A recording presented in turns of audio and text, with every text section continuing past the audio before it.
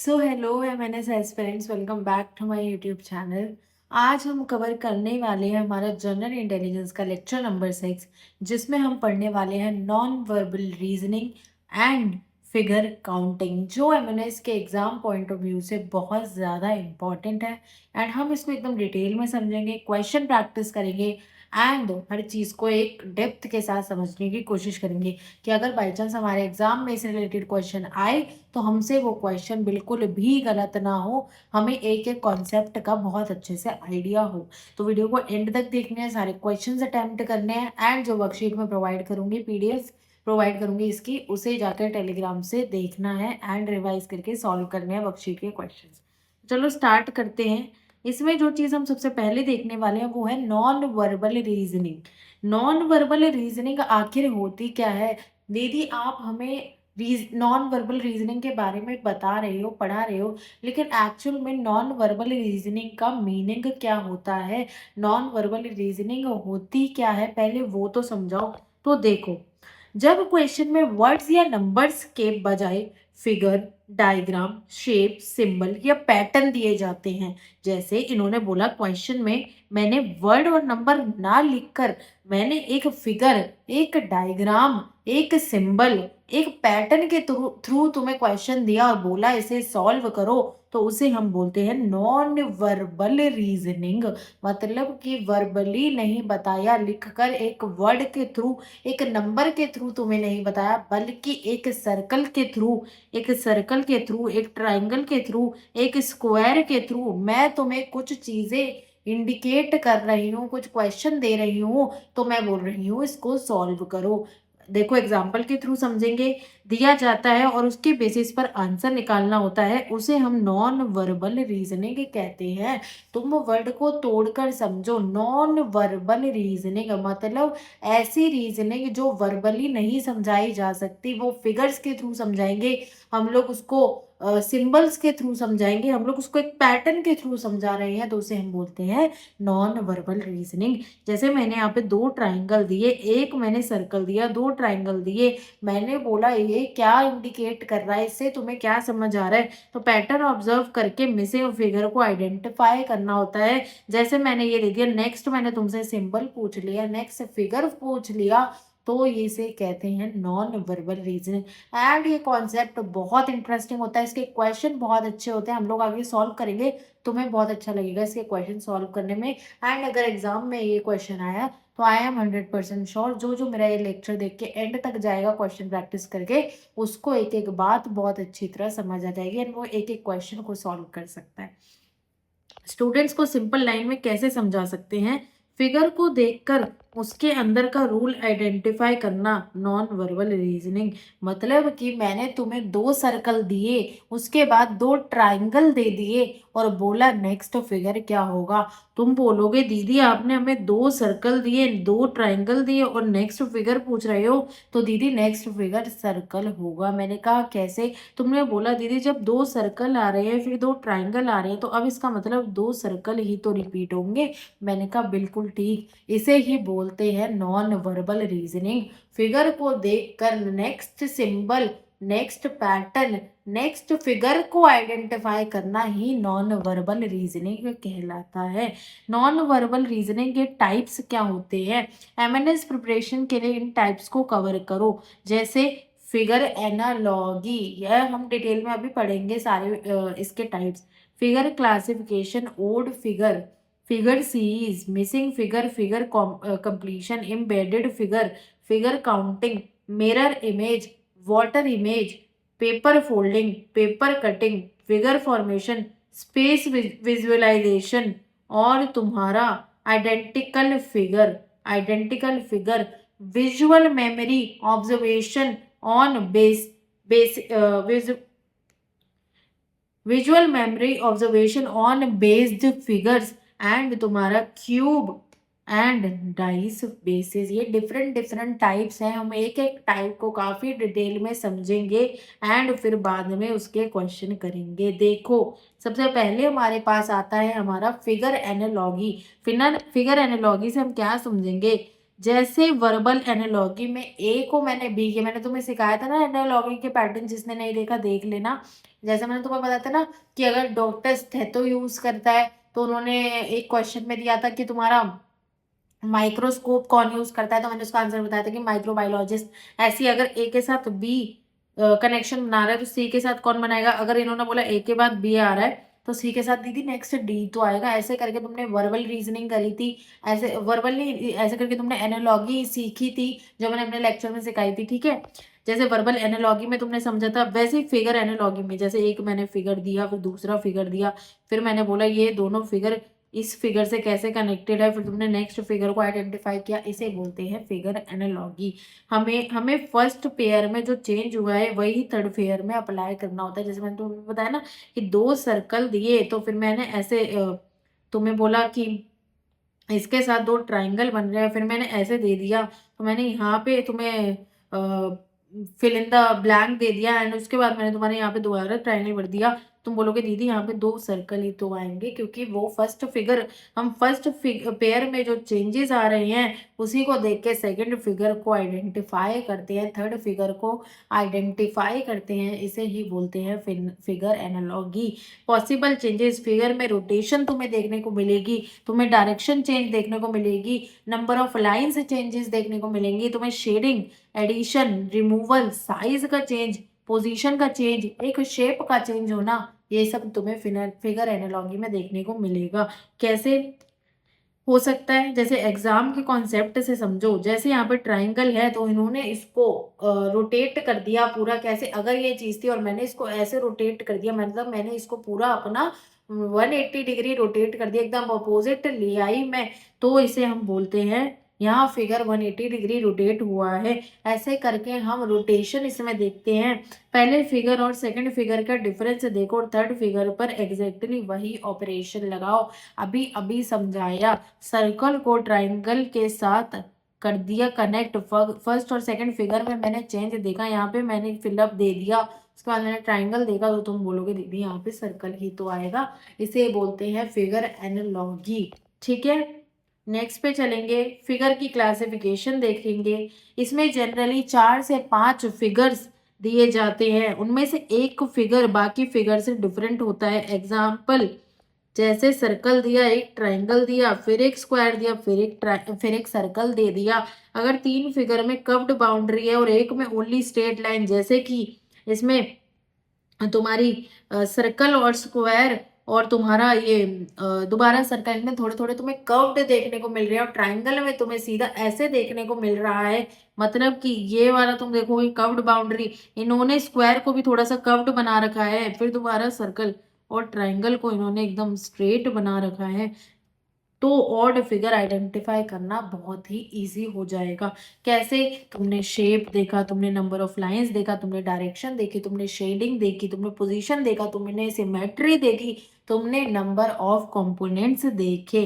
पहले common property identify करो, जो प्रॉपर्टी फॉलो नहीं करता वही है आंसर, मतलब ऑड वन आउट। जैसे इन्होंने इसमें बताया कि पहले यहाँ पे सर्कल है, कर्व्ड बाउंड्री है, मैंने नोटिस किया, मैंने देखा ट्राइंगल में कोई कर्व्ड बाउंड्री नहीं है, मैंने देखा स्क्वायर में भी कर्व्ड बाउंड्री है, सर्कल में भी कर्व्ड बाउंड्री है, तो मेरा ऑड वन आउट निकल के आएगा तुम्हारा ट्राइंगल, क्योंकि उसमें एक स्ट्रेट बाउंड्री आ रही है, ठीक है। फिगर की सीरीज, फिगर सीक्वेंस में दिए जाते हैं, जैसे फिगर 1, फिगर 2, फिगर 3, फिगर 4, और फिर नेक्स्ट फिगर तुम्हें आइडेंटिफाई करने को दे देगा। हमें नेक्स्ट फिगर आइडेंटिफाई करनी होती है। कॉमन पैटर्न रोटेशन, फिगर तुम्हारा, जैसे मैं तुम्हें एग्जाम्पल के थ्रू समझाती हूँ। जैसे मैंने ऐसे करके तुम्हें एक लाइन दी, उसके बाद मैंने तुम्हें नेक्स्ट पैटर्न दे दिया ऐसा, उसके बाद मैंने तुम्हें नेक्स्ट पैटर्न दोबारा ऐसा दे दिया, ऐसे ऐसे करके तुम्हारे पैटर्न बनाते जा रहे हैं। तो कैसे कि तुमने बोला दीदी पहले ये 180 डिग्री था, फिर हमने ये ऐसे था, फिर हमने इसको 90 डिग्री रोटेट करा, नहीं पहले ये एकदम 0 डिग्री पे था, फिर हमने इसको 90 डिग्री पे रोटेट करा, एंड फिर दोबारा हमने इसको 180 डिग्री पे रोटेट कर दिया। तो मैंने कहा तुमने एक चीज नोटिस करी कि ये डायरेक्शन वाइज चेंज हो रहा है। पहले 0 डिग्री, फिर 90 डिग्री एंड फिर तुम्हारा 180 डिग्री चेंजेस देखने को मिल रहे हैं, रोटेट हो रहा है, इसे बोलते हैं रोटेशन पैटर्न। जैसे 0 डिग्री से 90, 90 से 180, 180 से 270 एंड 270 से तुम्हारा 360 रोटेट होके पूरा कंप्लीट रोटेशन देखने को मिलता है। एडिशन, हर स्टेप में एक लाइन या शेप ऐड होती है, हर स्टेप में एक एक लाइन या शेप। जैसे मैंने बोला एग्जाम्पल के थ्रू समझो, जैसे ये ऐसे था, इसमें मैंने नेक्स्ट फिगर में करा ऐसे और ऐसे बना दिया, फिर नेक्स्ट फिगर में मैंने इसको ऐसे ऐसे और ऐसे बना दिया, फिर मैंने तुमसे बोला अगला फिगर क्या होगा, तुमने बोला दीदी हर एक फिगर में एक लाइन को आप जोड़ रहे हो तो नेक्स्ट फिगर जो मेरा बन के आएगा वो पूरा स्क्वायर बन जाएगा। मैंने कहा वेरी गुड। इसी पैटर्न को हम एडिशन पैटर्न बोलते हैं कि इसमें हर स्टेप पे एक लाइन जुड़ती जा रही है या एक सर्कल जुड़ता जा रहा है, एक स्क्वायर जुड़ता जा रहा है, कुछ भी पैटर्न बन सकता है। सब्ट्रैक्शन, हर स्टेप में एक एलिमेंट रिमूव करते हैं। मैंने बोला अब इसका एकदम अपोजिट कर दो, मैंने तुम्हें सर्कल दिया, मैंने तुम्हें स्क्वायर दिया, नेक्स्ट पैटर्न में मैंने तुम्हें सिर्फ 3 लाइन दी, उससे नेक्स्ट पैटर्न में मैंने तुम्हें 2 लाइन दी और उससे नेक्स्ट पैटर्न में मैंने तुमसे पूछा तो तुमने बोला दीदी हर पैटर्न में एक लाइन माइनस होती जा रही है, तो जो हमारा सब्ट्रैक्शन पैटर्न बन रहा है उस हिसाब से जो हमारा नेक्स्ट आंसर होगा वो सिर्फ हमारी सिंगल लाइन आएगी। इसलिए कुछ नहीं है, ये सीधा एडिशन का अपोजिट होता है सब्ट्रैक्शन। एडिशन में तुम एक लाइन ऐड करते जा रहे हो और सब्ट्रैक्शन में तुम एक लाइन रिमूव करते जा रहे हो। रोटेशन में तुम हर डिग्री पे चेंजेस करते जा रहे हो। इसी को बोलते हैं हम फिगर एनालॉगी, एंड ये फिगर एनालॉगी के सब पैटर्न्स है, रोटेशन, एडिशन, सब्ट्रैक्शन। नेक्स्ट आता है ऑल्टरनेशन। मैंने बोला ऑल्टरनेशन क्या होता है, ऑल्टरनेशन होता है ए के बाद बी, फिर ए के बाद बी, फिर ए के बाद बी, तो नेक्स्ट पैटर्न आएगा तुम्हारा ए। हर पैटर्न पे ऑल्टरनेट चीजें होती जा रही है, ए के बाद बी, फिर ए, बी के बाद दोबारा ए रिपीट हो रहा है, फिर बी रिपीट हो रहा है, तो फिर उसके बाद जो नेक्स्ट पैटर्न बनेगा वो तुम्हारा ए पैटर्न बनेगा।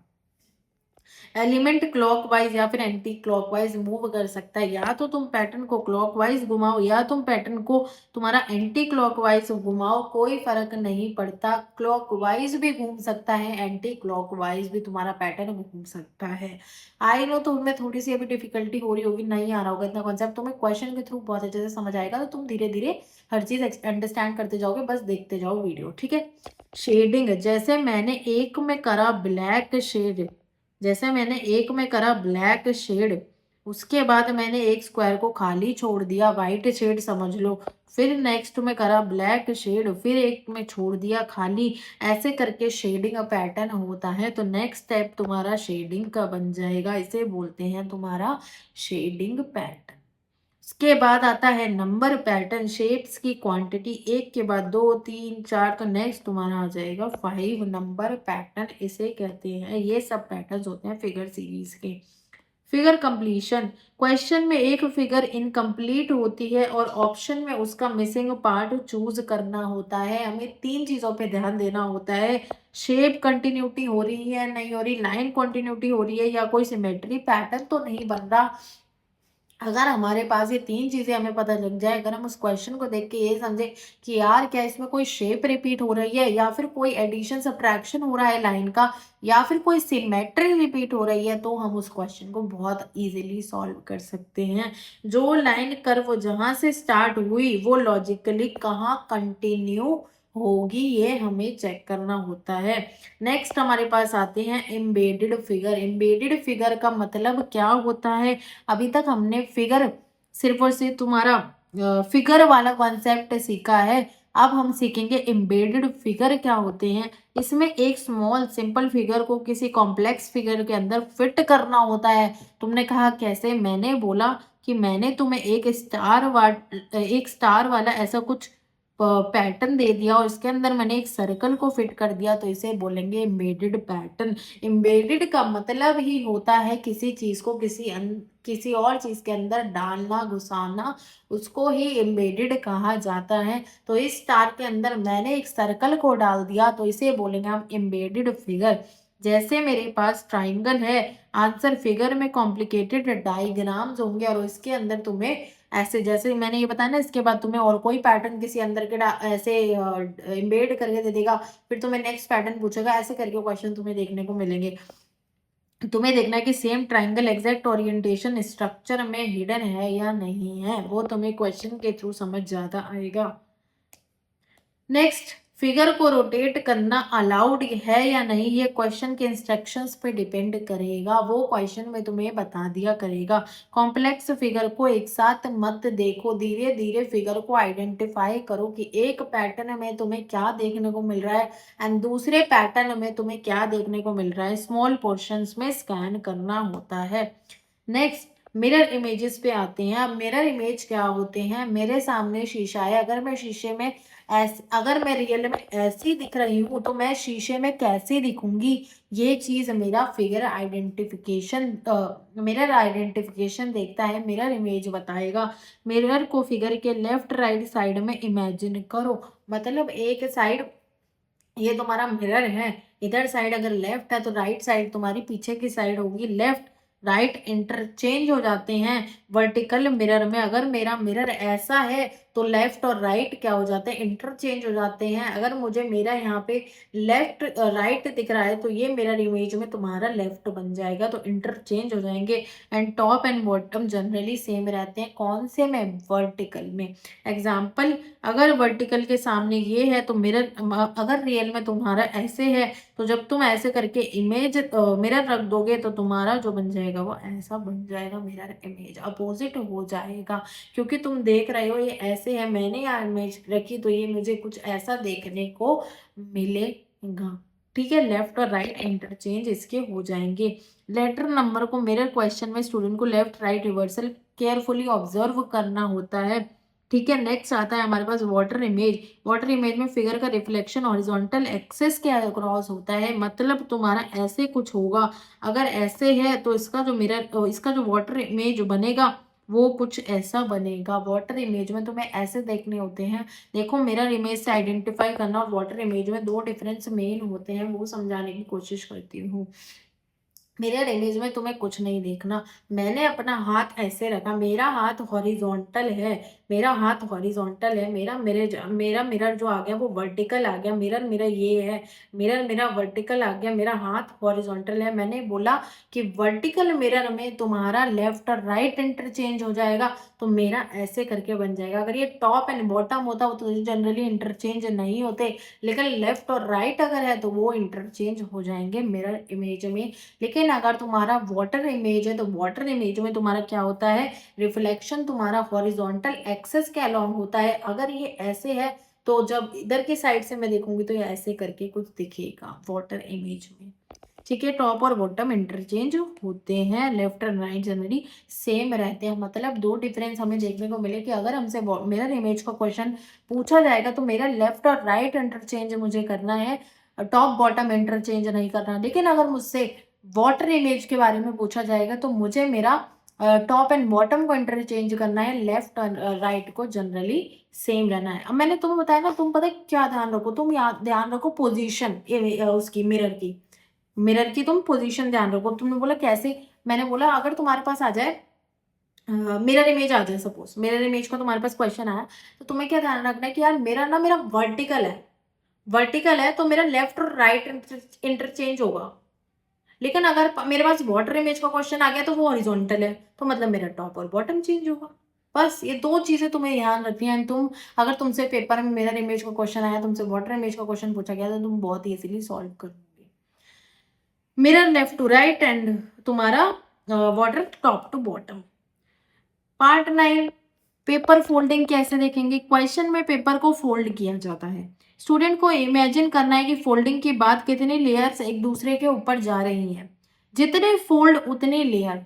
जैसे अगर मैंने एक फोल्ड किया तो मान लो 2 लेयर निकलेंगी, 2 फोल्ड किए तो 4 लेयर और 3 फोल्ड किए तो 8 लेयर, मतलब मल्टीपल ऑफ 2 को लेके चलो। अगर मेरे पास सपोज एक पेपर है, मैं तुम्हें एग्जांपल के थ्रू समझाती हूँ। मेरे पास एक पेपर है सपोज, ठीक है, मैंने इसको एक बार फोल्ड किया, तुमने कहा ठीक है, मैंने इसको सिर्फ एक बार फोल्ड करा तो मेरे पास कितनी लेयर्स बन गई, मेरे तुमने बोला दीदी 2 बन गई, देखो 2 बन गई, नहीं बन गई, 2 बन गई ना लेयर। ठीक है, अब मैं इसको एक बार और फोल्ड करती हूँ, देखो एक बार और मैंने फोल्ड करा, अब कितनी लेयर बनेगी, देखो कितनी बन गई, देख लो 4 बन गई। अब मैं इसको एक बार और फोल्ड करूंगी। अब देखना, 3 फोल्ड है ये हमारा, ये तीसरा फोल्ड आया है। तीसरा फोल्ड जब मैंने करा तो कितनी लेयर बन गई,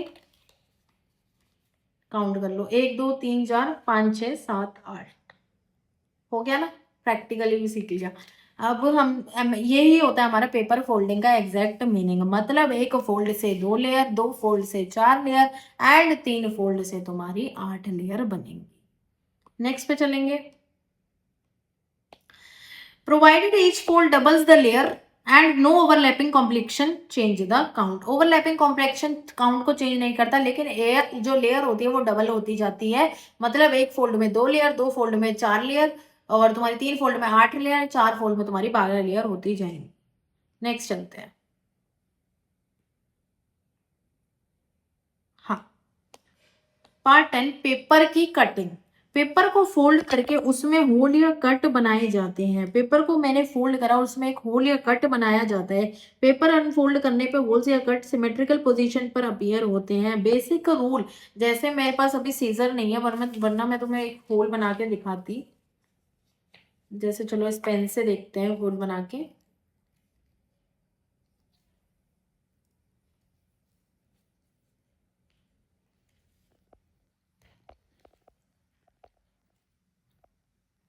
ज्यादा बड़ा तो नहीं बन पा रहा है, बट छोटा सा शायद तुम्हें दिख जाए।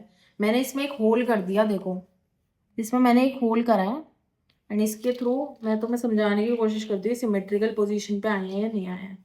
देखो आए हैं ना सिमेट्रिकल पोजीशन पे, एक लाइन में है ना चारों होल्स। इसे ही बोलते हैं पेपर कटिंग। अगर सीजर होती तो और अच्छे से समझ आता, बट तुम छोटे छोटे होल से समझ सकते हो कि 4 होल से जो 8 होल्स हैं वो एक लाइन में, एक सिमेट्री में। इसे ही बोला जाता है पेपर कटिंग। बेसिक रूल, अगर पेपर 2 टाइम फोल्ड हुआ है, एक होल पंच किया गया है, तो अनफोल्ड करने पे जनरली कॉरिस्पॉन्ड 4 पोजीशंस मिलेंगी एज्यूमिंग फोल्डर। मतलब कि इन्होंने क्या बताया कि अगर मैंने पेपर को 2 बार फोल्ड करा है और एक होल पंच किया है, तो जब मैं कॉरेस्पॉन्डिंग देखूंगी तो मुझे 4 पोजीशन देखने को मिलेगी। 2 से मेरे पास 4 पोजीशन आएंगी अगर मैंने 2 टाइम पेपर को फोल्ड करा है और एक बार होल्ड करा है। और अगर सपोज मैंने 3 बार पेपर को फोल्ड करा एंड उसमें एक होल्ड करा, तो मेरे पास कितनी पोजीशन आई, तुमने बोला दीदी मेरे पास 8 पोजीशन आ गई। इसे ही बोलते हैं paper cutting. Next, figure formation. Multiple pieces दिए जाते हैं। Question, which piece can be jointed to form the given figure. Outer boundary देखो, एंगल मैच करो, सिंगल कव्ड एजेस मैच करो एंड एक्स्ट्रा पोर्शन एलिमिनेट करो। मतलब कि मल्टीपल पीस तुम्हें जाएंगे एंड तुम्हें धीरे धीरे एक एक पीस को जोड़ के नेक्स्ट फिगर को कैलकुलेट करना होगा। ठीक है। स्पेस विजुअलाइजेशन और रोटेशन, इसमें से 2D या 3D फिगर को रोटेट करके आइडेंटिफाई करना होता है, एंड ये इंपॉर्टेंट भी है एंड ये थोड़ा सा टफ भी है, क्योंकि इसमें 2D 3D इमेजिन करना होता है, तो इसमें स्टूडेंट्स जनरली गलतियां करते हैं। इंपॉर्टेंट कॉन्सेप्ट, इसमें रोटेशन होगा, इसमें position, direction, shape, orientation, relative position देखी जाएगी। रोटेशन से फिगर की आइडेंटिटी चेंज नहीं होती, सिर्फ ओरिएंटेशन और पोजीशन चेंज होती है।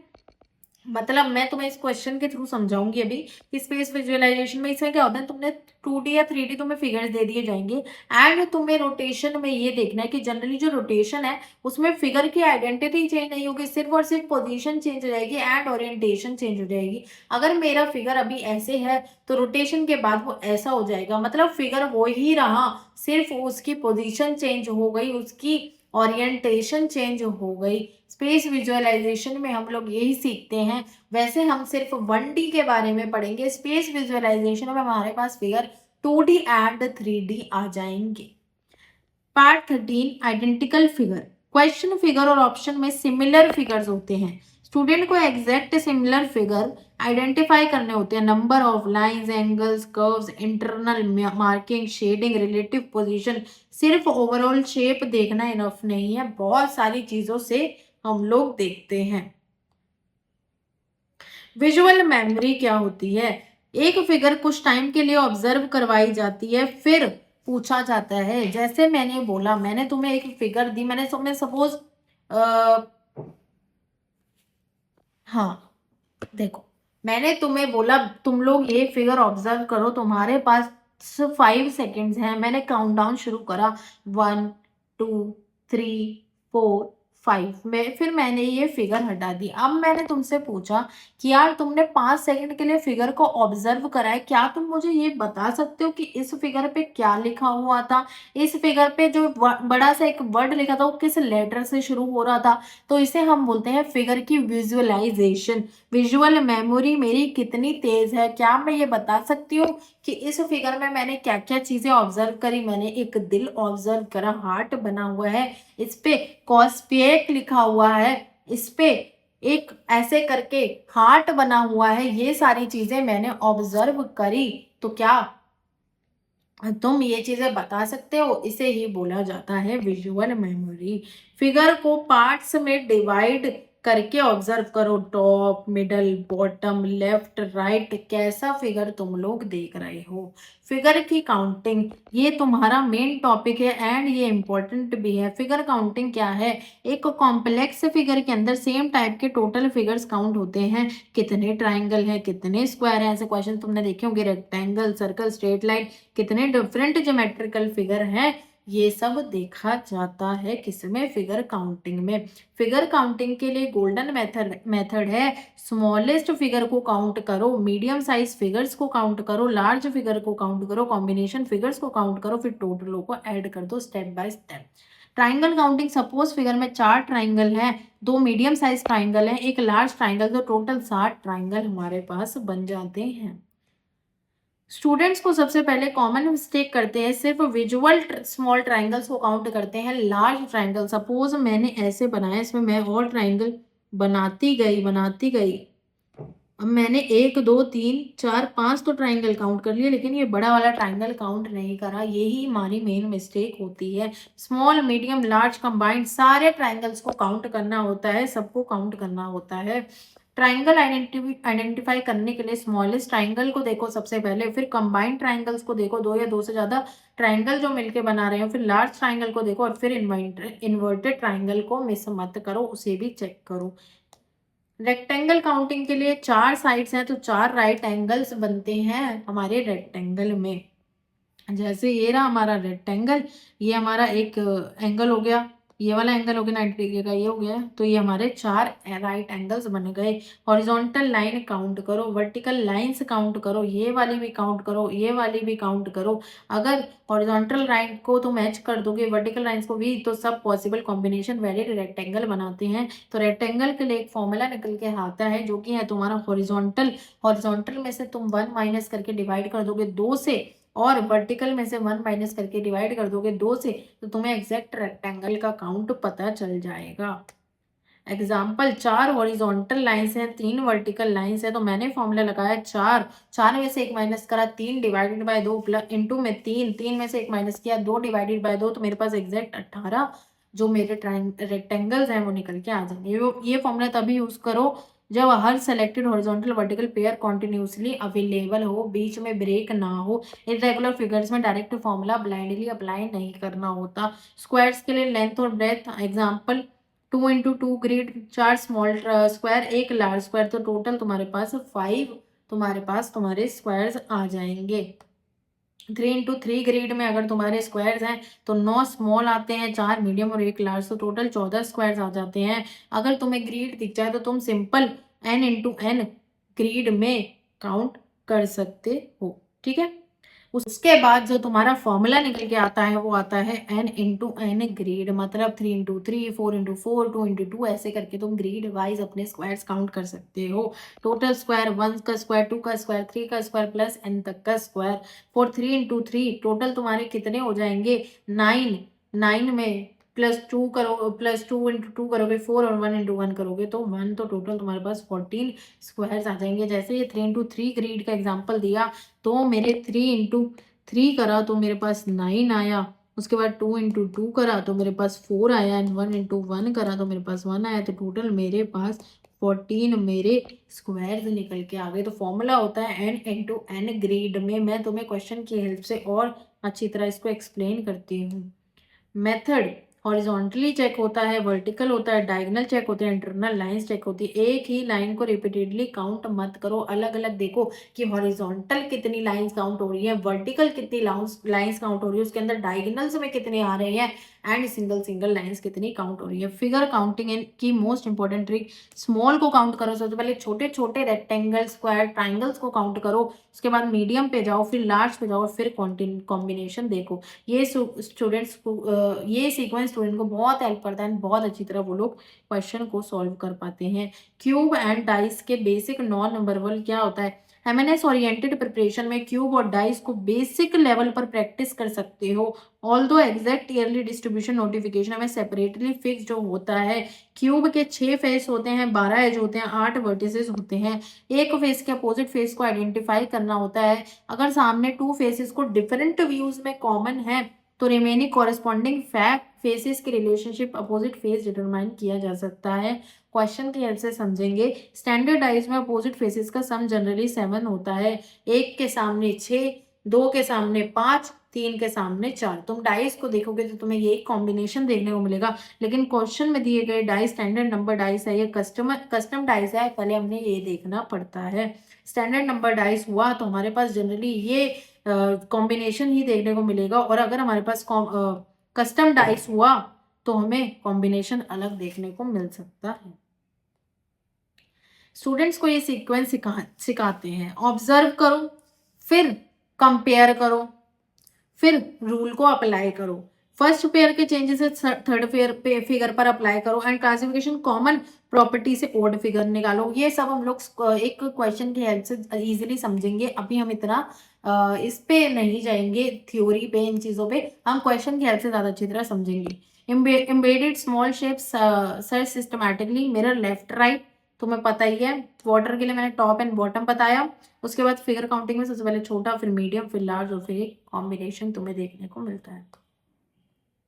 रिवीजन चार्ट हमने देखा, फिगर एनालॉजी में हम लोग सेम ट्रांसफॉर्मेशन देखते हैं, फिगर क्लासिफिकेशन में ऑड फिगर देखते हैं, फिगर सीरीज में हम लोग पैटर्न के बारे में डिस्कस करेंगे, मिसिंग फिगर में कंप्लीट पैटर्न देखते हैं, एम्बेडेड में हम हिडन शेप देखते हैं, मिरर इमेज में left and right, and water में top and bottom, paper folding में लेयर रिफ्लेक्शन, पेपर कटिंग में सिमेट्रिकल होल्स, फिगर फॉर्मेशन में पीसेस कॉम्बाइन, रोटेशन में ओरिएंटेशन चेंजेस, आइडेंटिकल फिगर में एग्जैक्ट मैचिंग, विजुअल मेमोरी में observe and recall, and figure counting में तुम्हारा small, medium और large. Cube में तुम्हारे 6 फेसेस एंड डाइस में तुम्हारे अपोजिट का फेस लॉजिक देखने को मिलता है। कुछ इंपॉर्टेंट पॉइंट्स हैं। फिगर को देखकर घबराना नहीं है, पहले पैटर्न और रिलेशनशिप आइडेंटिफाई करना है, हर फिगर को पैटर्न में ब्रेक करते जाना है पार्ट्स में, फिगर काउंटिंग से छोटे से बड़े की तरफ जाना है, एंड गेस करने के बजाय सिस्टमैटिक एलिमिनेशन के थ्रू क्वेश्चन को सॉल्व करना है। क्वेश्चन के थ्रू हम ज्यादा इजीली समझेंगे। पहले क्वेश्चन की तरफ बढ़ते हैं। पहला क्वेश्चन हमें क्या बता रहा है? Find the figure that should come next. इसमें फिगर वाला कॉन्सेप्ट लगेगा। मैंने बोला कुछ मत करो, पैटर्न को आइडेंटिफाई करो। तुमने बोला ठीक है दीदी, पहले जो हमारा पैटर्न है वो 90 डिग्री पे है, उसके बाद वो ऐसे रोटेट हो गया, मतलब एक तरीके से आप समझो 0 या 180 डिग्री पे रोटेट हुआ। उसके बाद दीदी वो दोबारा 270 डिग्री पे रोटेट हुआ, उसके बाद वो दोबारा 360 पे रोटेट हो गया, और तो नेक्स्ट पैटर्न क्या आएगा? मैंने बोला तुमने देखा सबसे पहला पैटर्न मेरे पास 90 डिग्री था है, उसके बाद मेरे पास जो पैटर्न आया वो मेरे पास 0 या 180 डिग्री पे आया। नेक्स्ट पैटर्न मेरे पास 90 डिग्री या फिर तुम 270 काउंट कर सकते हो, और उसके बाद जो पैटर्न आया वो दोबारा मेरे पास 180 या 0 डिग्री आया, और उसके बाद जो पैटर्न मेरे पास आया वो तुम बोल सकते हो कि जो आया वो तो क्या आएगा, तो फिर तुम्हारे पास 90 डिग्री ही तो बनेगा। तो मतलब पहले ऐसे फिर दोबारा नीचे गया, फिर ऐसे गया, तो मेरे पास जो पैटर्न बनेगा कुछ ना कुछ ऐसे बनेगा। तो इसका जो आंसर तुम्हारे पास निकल कर आएगा वो तुम्हारे पास आएगा ए। ए इज द करेक्ट आंसर। ठीक है, आई होप तुम्हें समझ आ गया होगा। और इस क्वेश्चन को हम ऐसे ही सॉल्व करते हैं। मैंने बोला कि इसमें तुम लोग अपना रोटेशन वाला कॉन्सेप्ट लगाओ, तुम लोग इजीली इसको समझ लोगे। अगर तुम 90 डिग्री क्लॉकवाइज मतलब 90 डिग्री तुम अपना क्लॉकवाइज स्टेप लेते हुए चलोगे कि सबसे पहले मेरे पास था 90 डिग्री पे सीधा, फिर मेरे पास हो गया 180 डिग्री, फिर 270 डिग्री हो गया, उसके बाद मेरे पास 360 डिग्री आ गया, और उसके बाद दोबारा मेरे पास 90 डिग्री आ गया। मतलब एक पैटर्न चला जा रहा है एंड उस पैटर्न के हिसाब से मैंने अपना नेक्स्ट फिगर को आइडेंटिफाई करा। सेकंड क्वेश्चन मेरे पास आता है कि पहले मेरे पास एक ट्राइंगल था जो कि खाली था, नेक्स्ट ट्राइंगल जो मेरे पास आया वो शेडेड आया, फिर मेरे पास एक स्क्वायर था, तो नेक्स्ट क्या आएगा? मैंने बोला तुम पैटर्न समझने की कोशिश करो। अगर तुम्हारे पास फर्स्ट ट्राइंगल खाली है, सेकंड ट्राइंगल शेडेड है, उसके बाद बोला है स्क्वायर खाली है, तो जो नेक्स्ट होगा वो, अगर मैं इन फर्स्ट और सेकंड के कंपैरिजन में देखूं तो फोर्थ फिगर मेरा जो स्क्वायर है वो शेडेड ही तो निकल के आएगा। तुमने बोला हाँ दीदी, तो मैंने बोला इसमें वो वाला कॉन्सेप्ट लगाए कि फर्स्ट और सेकंड फिगर को देख के तुम लोग अपने थर्ड और फोर्थ फिगर को आइडेंटिफाई करोगे, उनसे मैच करोगे, तो आंसर जो तुम्हारा निकल के आएगा वो बी वाला आंसर आएगा। अब हम हमारा नेक्स्ट क्वेश्चन समझने की कोशिश करेंगे। मैंने बोला क्वेश्चन नंबर थर्ड को तुम थोड़ा ध्यान से ऑब्जर्व करो। इसमें मेरा पैटर्न 90 डिग्री क्लॉकवाइज पे चेंज हो रहा है। तुमने बोला कैसे? मैंने बोला क्वेश्चन पढ़ो। The second figure is obtained by rotating the first figure 90 degree. First figure को जब मैंने 90 डिग्री रोटेट करा तो मेरे पास जो नेक्स्ट फिगर है वो आया है क्लॉकवाइज, मतलब ऐसे चल रही हूँ मैं। अगर ये मेरा पैटर्न ऐसे था, मतलब ये 90 डिग्री है, मैंने इसमें 90 और जोड़ दिया, मेरे पास आ गया 180 डिग्री। 180 डिग्री में ये क्लॉकवाइज जा रहा है, मतलब 90 डिग्री रोटेशन भी हो रहा है और क्लॉकवाइज भी हो रहा है, तो मेरे पास ऐसा फिगर आया। अब मैंने बोला कि ऐसे करके ये लोग फिगर करना है, मतलब इस फिगर को भी मुझे 90 डिग्री क्लॉकवाइज ले जाना पड़ेगा। अगर मेरे पास जो फिगर है वो ये है और इसको मैं 90 डिग्री क्लॉकवाइज रोटेट करूं, मतलब ऐसे जा रही हूं और इसको, हमारी जो क्लॉकवाइज है वो ऐसे घूमती है, तो मैं इसको ऐसे, ये मेरा नेक्स्ट फिगर बन जाएगा। जब मैं 90 डिग्री इसमें जोड़ूंगी क्लॉकवाइज तो ऐसे क्लॉकवाइज घूमेगी, तो ऐसे मेरा फिगर है, क्लॉकवाइज ऐसे घूमेगा तो मेरा फिगर ऐसे बन जाएगा। तो मेरा जो करेक्ट ऑप्शन आएगा वो आएगा मेरे पास A option. A option will be your correct answer and I hope तुम्हें एक्सप्लेनेशन भी समझ आ गई। अब हम चलेंगे हमारे फोर्थ क्वेश्चन पे जिसमें दिया है mirror image. What will be the vertical mirror image of the following figure. हमें एक फिगर दे दिया, ऐसे हमसे पूछा है इसकी वर्टिकल मिरर इमेज निकालो। वर्टिकल मिरर इमेज, तो वर्टिकल मिरर इमेज इस चीज की क्या निकल के आएगी? मतलब ये ऐसे दे रखा है, वर्टिकल होता है ऐसे, तो इसकी जो मिरर इमेज निकल के आएगी, ऐसे करके हमें दे रखा है, मैंने बोला एक मिरर कर दो, तो इसकी जो मिरर इमेज निकल के आएगी वो कुछ ऐसी निकल के आएगी। तो तुम्हारे पास जो फोर्थ क्वेश्चन का आंसर आएगा वो तुम्हारे पास आएगा ए ऑप्शन। मैंने बोला था ना, लेफ्ट और राइट को चेंजेस कर दो, ऐसे है तो ऐसे कर दिया, मिरर इमेज कर दिया, तो मेरा अपोजिट बन गया। नेक्स्ट क्वेश्चन पे चलते हैं। What will be the water image. मैंने बोला इसमें टॉप और बॉटम चेंजेस होते हैं। अगर मेरे पास ऐसे दे रखा है, मैंने वाटर इमेज कर दिया, तो मेरे पास जो इमेज बनेगी वो कुछ ना कुछ ऐसी बनेगी। तो मेरे पास जो फिफ्थ क्वेश्चन का आंसर आएगा वो आएगा मेरे पास बी ऑप्शन।